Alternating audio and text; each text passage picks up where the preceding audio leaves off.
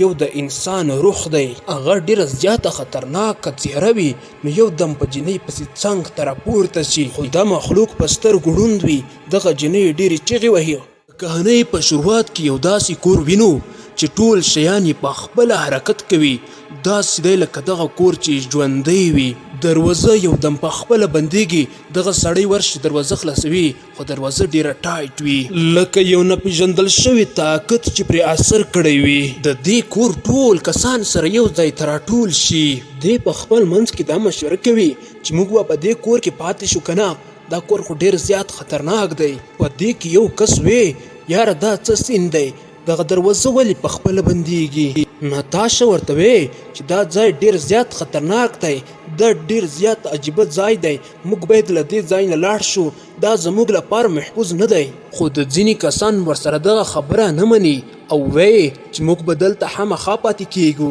دی له یو بل سره دغه خبرې کوي چې په دې ټایم کې د دې کور یوه جنۍ ویني چې د دې نه اخواته یو د انسان روح دی، هغه ډیره زیاته خطرناکه څیره وي، نو یو دم په جنۍ پسې څنګ ته راپورته شي، خو دا مخلوق په سترګو ړوند وي.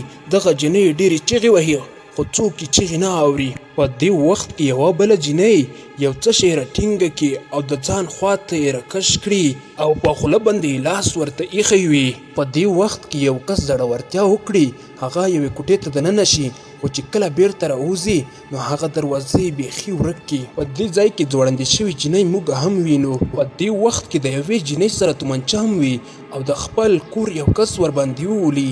دا جنۍ وایي که دا چرته یوه بلا ده، خو چې وګوري د خپل کور کس یې وژلی وي.